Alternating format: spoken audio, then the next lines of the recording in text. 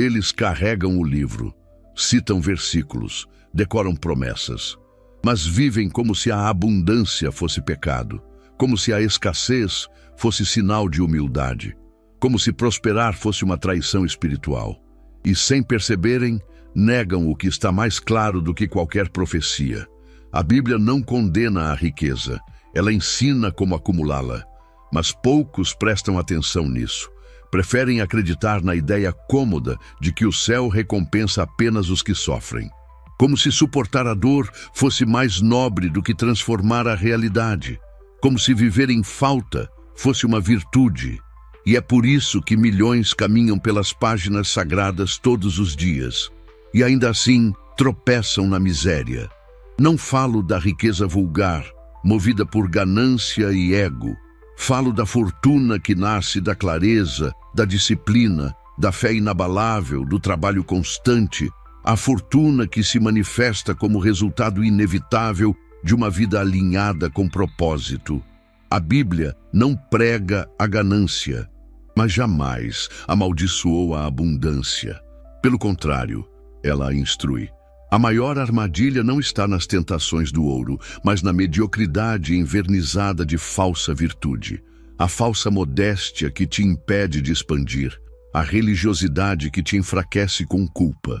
A cultura que te programa para sobreviver, não para construir. E se esse tipo de reflexão já está acendendo algo dentro de você, preste atenção.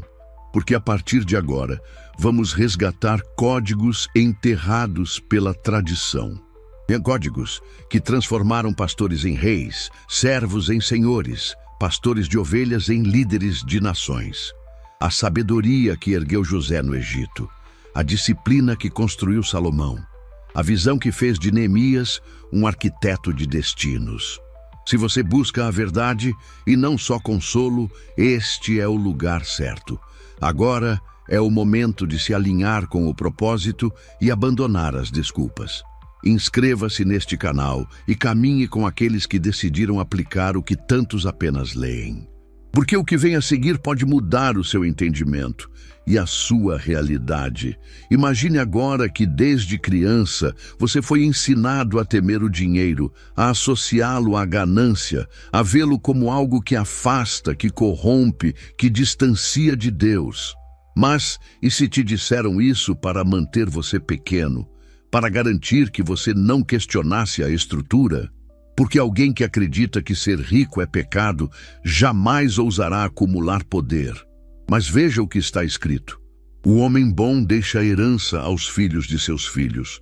Isso não é pobreza, isso é planejamento. Isso é acúmulo, isso é sabedoria aplicada com disciplina. E quem ensinava isso? Salomão, o mais sábio de todos os reis. O mesmo que construiu um império de riqueza e sabedoria.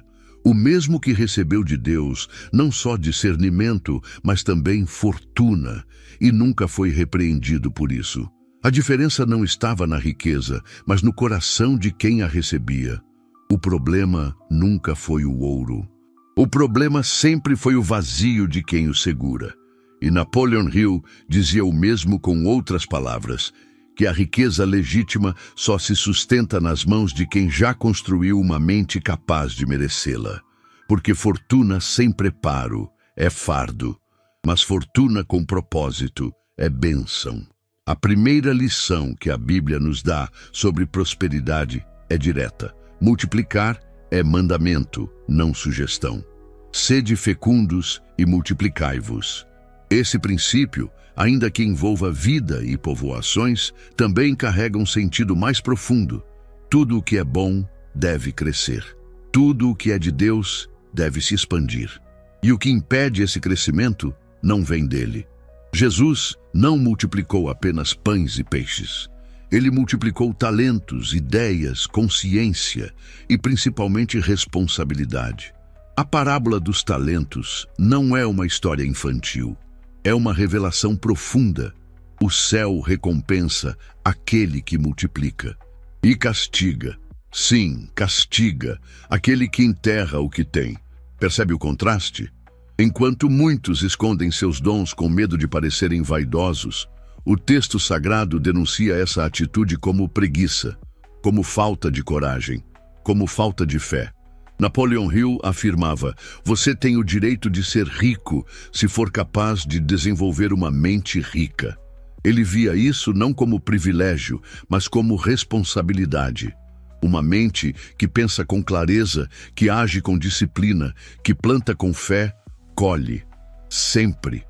E a Bíblia diz o mesmo: tudo o que o homem semear, isso também colherá. A lei da semeadura não distingue o justo do ímpio. Ela recompensa o plantio, não a intenção. A fortuna, portanto, não é sorte, é resposta. Mas por que tantos ainda vivem no deserto, mesmo carregando promessas de abundância? Porque caminham com a mentalidade de escravos. Porque ainda olham para si mesmos com a visão que o Egito lhes deu. Porque se habituaram à escassez, ao medo, ao controle. E quando são libertos, têm medo da liberdade. Quando veem a terra prometida, preferem o maná, mesmo que venha com esforço mínimo, mesmo que não permita construção. É preciso romper com essa programação. É preciso parar de pedir o suficiente para o dia e começar a se preparar para legar abundância às próximas gerações. Não por ego, mas por princípio, por sabedoria. Porque prosperar não é um ato individual, é um serviço. A Bíblia mostra isso em cada história. José não acumulou apenas para si. Ele estruturou um sistema que salvou nações. Salomão não edificou riqueza para ostentar, mas para criar um reino de sabedoria. Neemias não reconstruiu Jerusalém com milagres. Reconstruiu com visão, liderança e trabalho coletivo. E você? Está esperando o quê? Um sinal? Um anjo? Uma resposta mágica? Deus já falou, já escreveu, já revelou. A questão agora não é o que falta receber, é o que você se recusa a aplicar. O mandamento é claro: multiplica, trabalha, alinha, planeja, planta. E acredita com tanta fé que seus atos se tornem prova dessa crença. Porque fé que não se move é fantasia, e riqueza que não se constrói com propósito é ilusão. Chega de repetir versículos como escudo para a inércia. Chega de esconder a ambição atrás da falsa humildade. A Bíblia não te ensinou a viver pequeno, ela te desafiou a crescer, a construir, a deixar legado. E se você tiver coragem para aplicar o que ela realmente diz, descobrirá que a fortuna já estava no caminho. O que faltava era o passo. Você pode tentar escapar dessa verdade, pode suavizar as palavras, reinterpretar o que quiser, mas o princípio continua ecoando firme como uma rocha. Multiplicar é mandamento. Desde Gênesis até os Evangelhos, multiplicar é a linguagem do divino. E aquele que ignora esse chamado adoece espiritualmente, porque nega a si mesmo a chance de evoluir. A maioria acredita que basta pedir e esperar. Ora com devoção, suplica com fervor, mas falha no mais essencial: agir com convicção. É como um lavrador que se ajoelha no campo pedindo chuva, mas não planta uma única semente. A fé, quando não se traduz em movimento, não passa de superstição elegante. É religiosa na aparência, mas estéril na essência. E não é isso que o Criador deseja.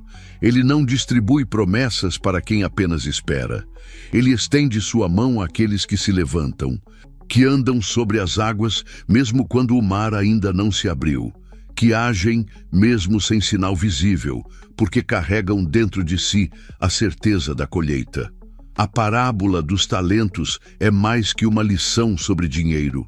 É um espelho que reflete a postura do homem diante da responsabilidade. Um recebeu 5 talentos, outro 2, outro 1. O primeiro multiplicou, o segundo também, mas o terceiro, o que fez? Enterrou o talento. E por quê?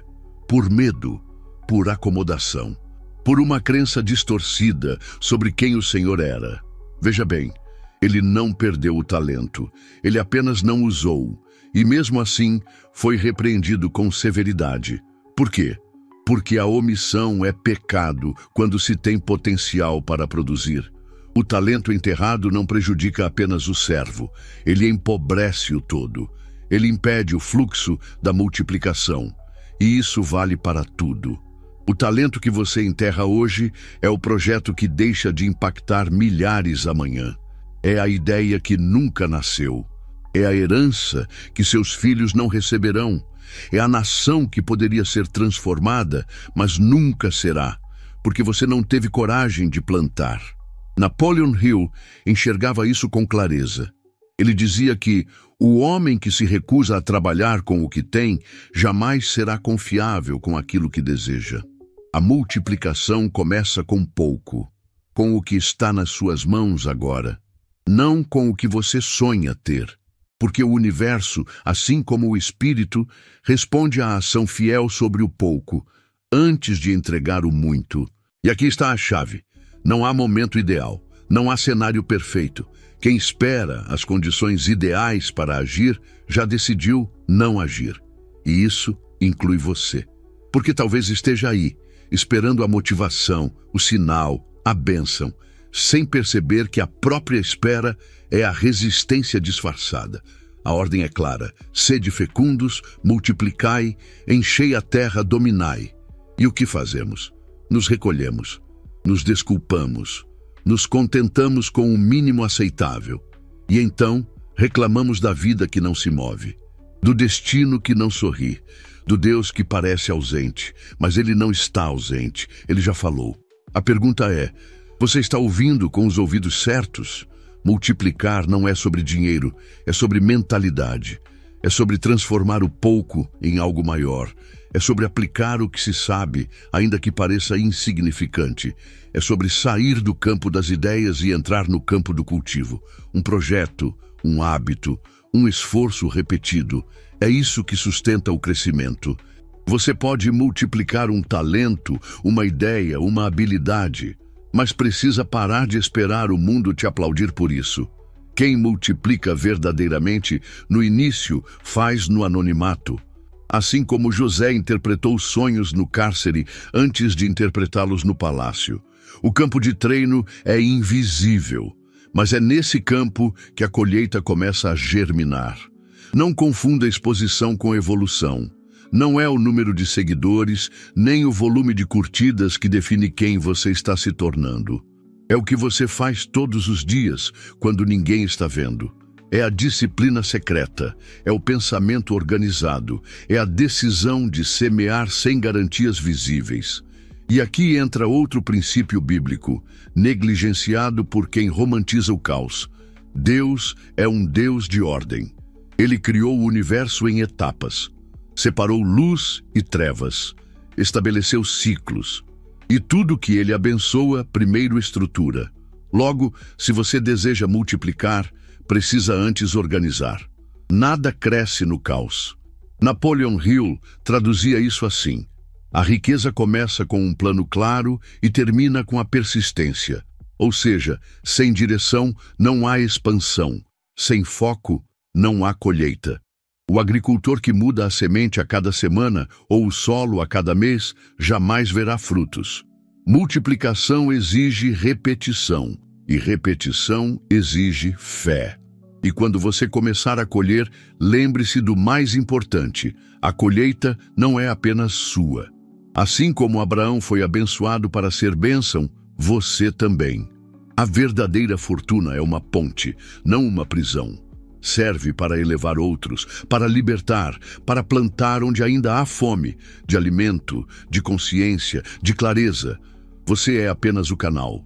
A multiplicação é divina, mas passa por suas mãos.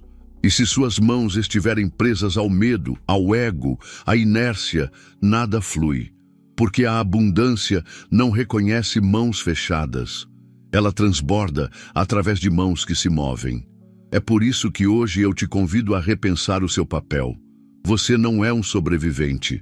Você é um multiplicador, um construtor, um semeador de futuros, e enquanto viver como se tivesse que só se virar, vai continuar colhendo apenas o suficiente para sobreviver. Mas quando decidir viver como alguém que tem a missão de expandir, a sua realidade vai responder. Multiplicar é mais que mandamento. É a única resposta aceitável diante da vida que te foi entregue. Enterrar seu potencial não é humildade, é desobediência. E o tempo para começar? Já começou. Muitos dizem que têm fé. Repetem isso como um mantra, como uma identidade. Mas a fé verdadeira não se mede pelo que se diz. Ela se mede pelo que se constrói, pela firmeza com que você avança mesmo quando tudo ainda é invisível, pela ousadia de caminhar mesmo sem estrada. Fé, no fim das contas, não é crença, é movimento. A Bíblia nunca exaltou a fé parada. Ela chama isso de ilusão. A fé sem obras é morta. E uma fé morta não muda o destino, não transforma a realidade, não sustenta nenhum tipo de prosperidade. Porque fortuna é responsabilidade espiritual. E responsabilidade sem atitude é retórica vazia. Napoleon Hill compreendia isso com clareza. Ele dizia que o desejo ardente, quando sustentado por fé e ação contínua, torna-se realidade. Mas não é qualquer desejo. Não é o querer instável. É aquele desejo que sobrevive ao teste do tempo, que se recusa a morrer diante das primeiras dificuldades, que insiste mesmo quando tudo parece negar. Você pode repetir o quanto quiser que acredita. Mas se sua vida não se move na direção dessa crença, é porque, no fundo, você não decidiu nada. Porque quem acredita de verdade, age como tal.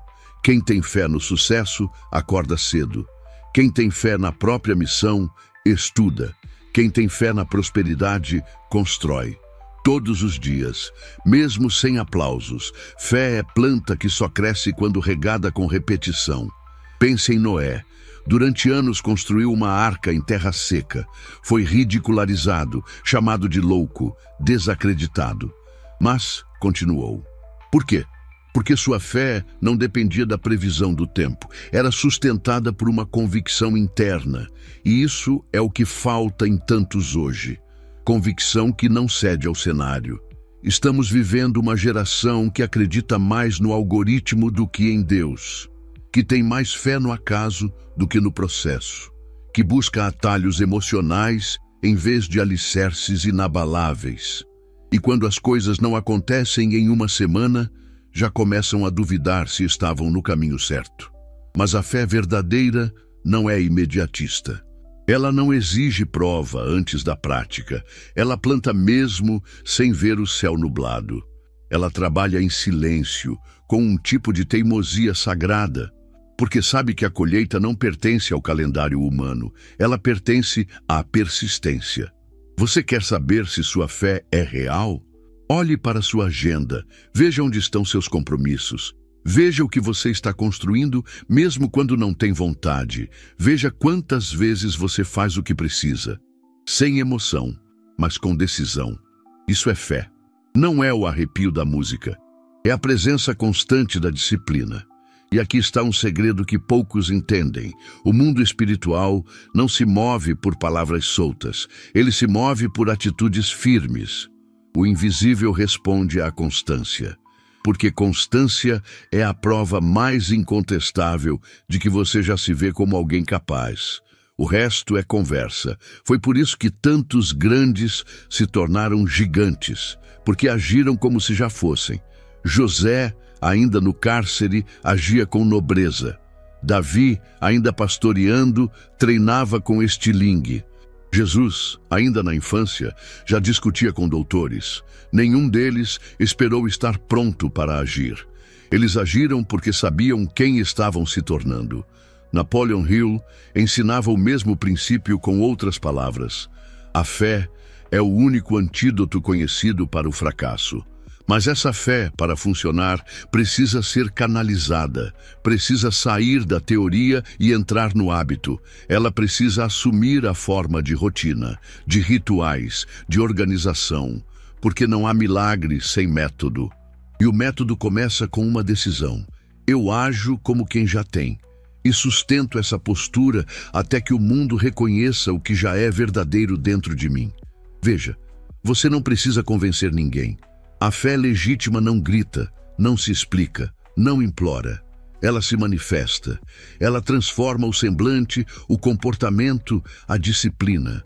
Ela é tão evidente que, mesmo sem ser dita, é notada. Porque há algo poderoso em alguém que vive com propósito. Quem tem fé no propósito não desiste no meio. E se por acaso tropeça, levanta mais rápido do que caiu. Porque sabe que tropeços são detalhes, não destinos. Sabe que falhar faz parte, mas parar é que mata o chamado. A fé viva é resiliente. Ela resiste, ela insiste. E no tempo certo, vence. Essa fé te pede para agir hoje, não quando estiver motivado, não quando tudo parecer favorável, mas agora. Porque a fé verdadeira começa quando o mundo ainda está escuro, quando a arca ainda está vazia, quando o futuro ainda é só uma promessa. Mas mesmo assim, você bate o martelo e diz, eu sigo, porque já é.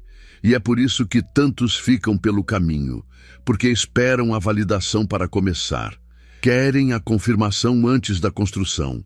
Mas o céu não funciona assim. O céu responde a quem já se move, a quem já caminha em direção à promessa, mesmo quando o chão ainda parece frágil. Então, ouça com atenção. Pare de dizer que acredita e comece a provar isso com atitude. Pare de justificar sua estagnação com frases espirituais. Pare de enterrar seus dons atrás de orações não acompanhadas de obras. Deus não abençoa mãos paradas. Ele honra as que trabalham com fé. A fortuna, a missão, o impacto, tudo isso é resposta à sua postura. A fé que move o mundo não é a que espera, é a que age. E você vai continuar esperando pelo momento certo? Ou vai decidir que hoje é o primeiro dia de uma nova colheita? Há algo que separa o sonhador do realizador, o crente do executor, o desejoso do conquistador.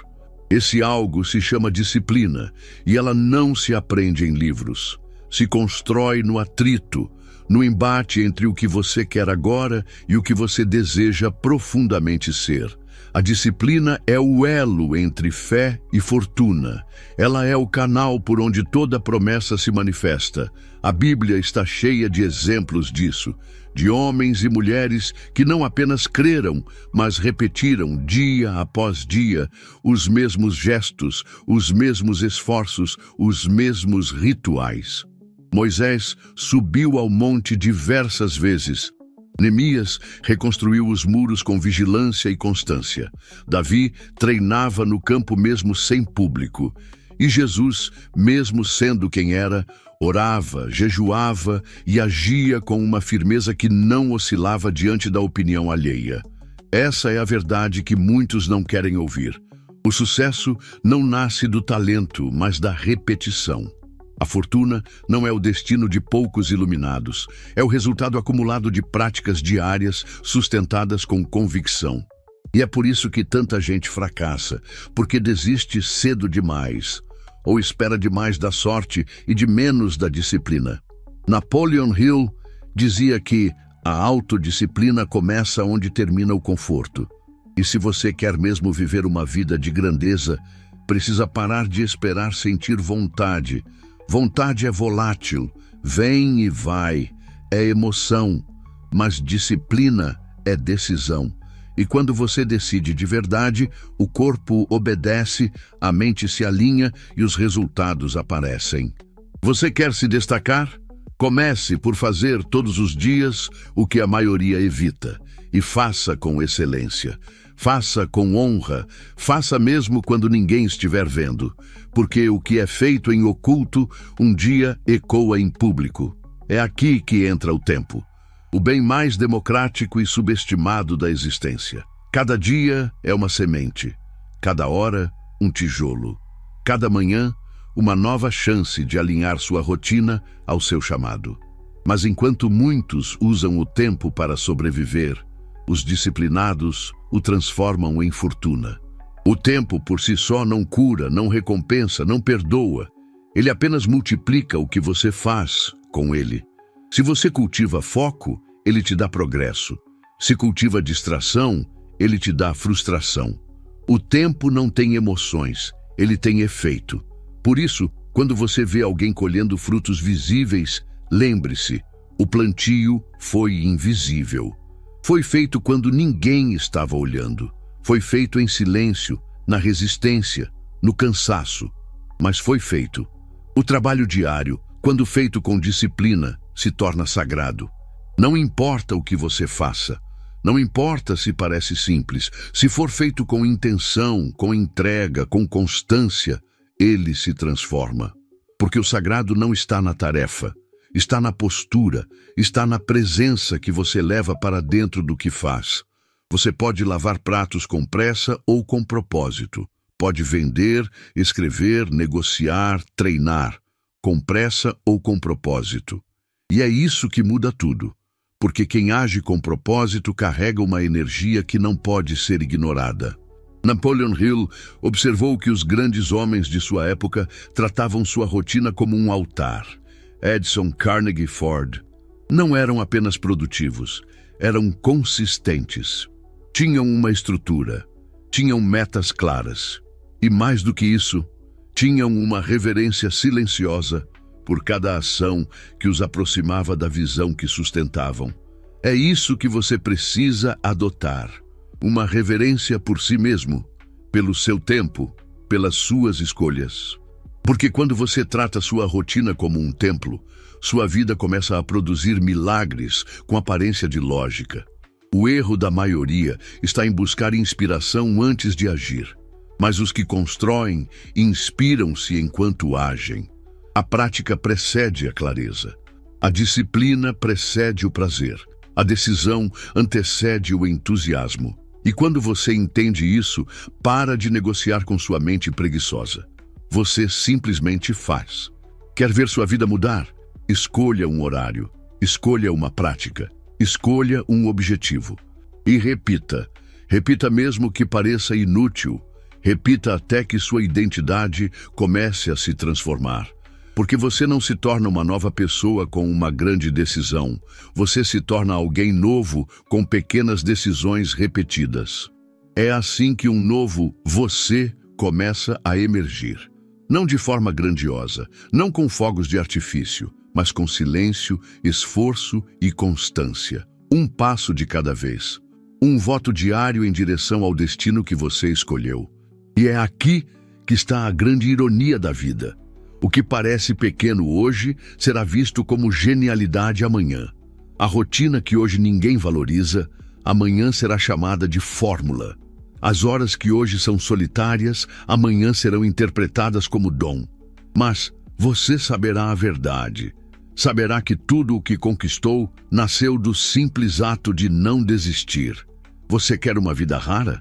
Então, adote hábitos raros. Você quer frutos que poucos têm?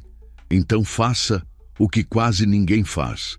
A fórmula não é secreta. Ela só é ignorada. E quando tudo parecer difícil, porque vai parecer, lembre-se, você está sendo lapidado. O desconforto não é punição, é processo.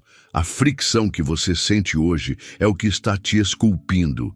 É o que está separando você da versão antiga, da versão que duvidava, que adiava, que se sabotava. Seja paciente, mas seja disciplinado. A colheita não vem rápido, mas vem. E quando vier, você entenderá. Valeu cada dia, cada prática, cada escolha. Porque no final, a fortuna não é um prêmio, é um reflexo. Um reflexo fiel da sua disciplina. Você pode conquistar títulos, bens, reconhecimento, pode lotar salas, acumular cifras, atrair olhares, mas se não houver propósito no centro, tudo isso será peso. A fortuna sem direção é como um navio sem leme, poderoso, mas à deriva. E é por isso que tantos se perdem mesmo depois de terem vencido, porque confundiram destino com acúmulo e esqueceram que o verdadeiro sucesso não é o que se tem, mas o que se sustenta com significado. A Bíblia não mostra ricos vazios como exemplos. Ela exalta os que usaram a riqueza para servir, transformar, abençoar. José, mesmo à frente do Egito, nunca deixou de proteger os seus. Davi, mesmo no trono, buscava a vontade divina. Salomão, com toda a sua glória, pediu sabedoria, não ouro. E foi isso que fez do seu ouro algo digno. Napoleon Hill ensinava que a fortuna só permanece quando está conectada a um motivo mais elevado do que o próprio enriquecimento. Ele dizia que o propósito principal precisa ser claro, inegociável, motivador. Porque o dinheiro sozinho não segura ninguém, não consola nos dias duros, não dá sentido nos vazios silenciosos. Mas o propósito levanta até os que estavam prontos para cair. Você não nasceu para acumular por vaidade. Nasceu para expressar uma ideia, para deixar uma marca, para, através da sua existência, cumprir algo que só você pode realizar. E a fortuna, quando é consequência disso, se torna expansão. Ela amplia a mensagem, ela potencializa o impacto, ela abençoa gerações. Mas quando ela se torna o fim, ela corrói, porque o ouro que não flui pesa, o dinheiro que não serve sufoca, e o patrimônio que não sustenta propósito se volta contra quem o possui. É por isso que tantos vivem em círculos, porque tentam preencher o vazio da falta de sentido com mais conquistas. Mas isso só amplia o eco, porque nada de fora pode resolver o que foi deixado de construir por dentro. Seu chamado não é pequeno, sua missão não é casual. O que você carrega não pode ser desperdiçado em distrações e desejos alheios. Você tem uma visão que precisa ser materializada, um valor que precisa ser entregue ao mundo. E quando esse valor encontra disciplina, fé e trabalho, ele inevitavelmente gera retorno. Fortuna é consequência, não de sorte, mas de fidelidade ao propósito. Não se trata de espiritualizar tudo, trata-se de entender que você é um canal. E canais precisam estar limpos, desobstruídos, alinhados. Porque quanto mais alinhado você estiver, mais livremente a abundância flui por você. E quanto mais você serve com excelência, mais espaço cria para que a vida te retribua. E aqui está o ponto mais importante desta jornada. Você não precisa esperar o final para viver como alguém que já alcançou. Você precisa alinhar agora, agir agora, escolher agora, porque é a sua postura no meio do processo que determina o que o fim será. Você pode viver como alguém que luta para ter, ou como alguém que já se move a partir de um sentido. A primeira postura cansa, a segunda transforma, a primeira esgota, a segunda energiza.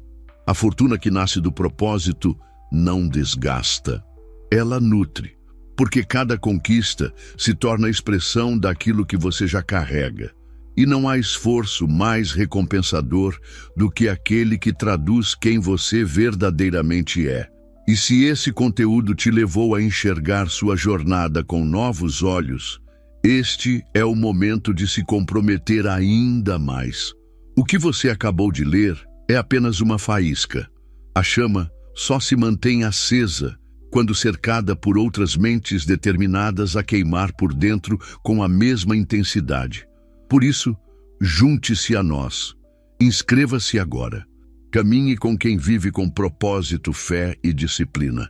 O que ainda está por vir pode elevar sua vida a um novo nível de consciência e realização. Você nasceu para deixar um legado. Não apenas memórias, mas fundamentos. Não apenas bens, mas estruturas. Não apenas palavras, mas construções visíveis. E tudo isso começa agora, com a decisão de alinhar cada passo com o propósito que pulsa dentro de você. A fortuna, no fim, não é a resposta. Ela é o reflexo da resposta certa. É quando você se reconcilia com sua missão. É quando você para de fugir do chamado. É quando você entende que trabalhar duro, ter disciplina, crescer financeiramente, tudo isso não é um desvio espiritual. É parte do plano, é parte da glória, é parte do testemunho. A Bíblia ensinou isso desde o início. Napoleon Hill traduziu em outros termos, e agora cabe a você aplicar. Porque conhecimento não transforma, só transforma o que é vivido. Que sua fortuna comece dentro, que ela nasça do propósito. Cresça com disciplina e se manifeste em obras. Esse é o único caminho que honra o que te foi dado.